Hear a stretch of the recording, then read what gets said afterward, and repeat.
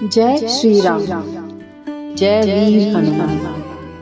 आज दिनांक 12 अप्रैल 2025 को हनुमान जन्मोत्सव है। हर साल चैत्र माह की शुक्ल पक्ष की पूर्णिमा तिथि के दिन हनुमान जन्मोत्सव मनाया जाता है।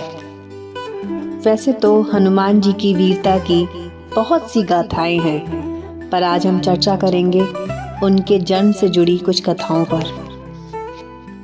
धार्मिक कथा के अनुसार हनुमान जी भगवान शंकर के 11वें रुद्र अवतार माने जाते हैं। उनके जन्म को लेकर कहा जाता है कि जब विष्णु जी ने धर्म की स्थापना के लिए इस धरती पर प्रभु श्री राम के रूप में जन्म लिया, तभी भगवान शिव ने उनकी मदद के लिए हनुमान जी के रूप में अवतार लिया था, जिसकी कहानी कुछ इस प्रकार है। राजा केसरी अपनी पत्नी अंजना के साथ तपस्या कर रहे थे। इस तपस्या का दृश्य देख भगवान शंकर प्रसन्न हो उठे और उन दोनों को मनचाहा वर मांगने को कहा।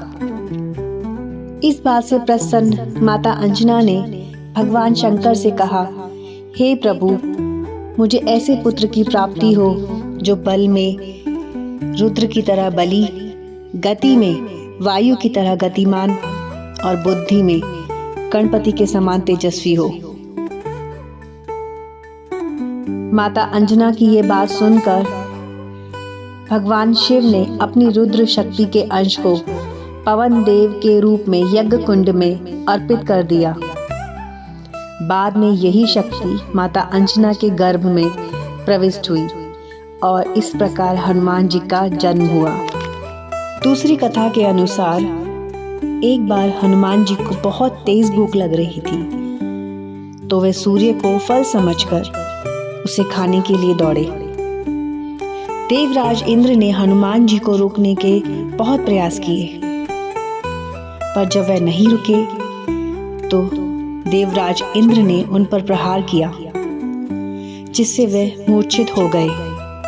हनुमान जी को पवन पुत्र भी कहा जाता है। ऐसे में देवराज इंद्र की इस हरकत को देखकर पवन देव क्रोधित हुए और उन्होंने हवा रोक दी। इससे पूरे ब्रह्मांड में संकट की स्थिति बन गई। जिस दिन हनुमान जी को दूसरा जन्म मिला, उसी दिन चैत्र मास की पूर्णिमा तिथि थी।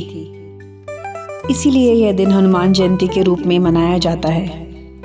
अब मैं आपसे विदा लेती हूँ इस आशा और प्रार्थना के साथ कि हनुमान जी सदा आप पर अपनी कृपा बनाए रखें। और यदि आपने कभी भी हनुमान जी की कृपा प्राप्त की हो तो कमेंट करके अवश्य बताइएगा। धन्यवाद।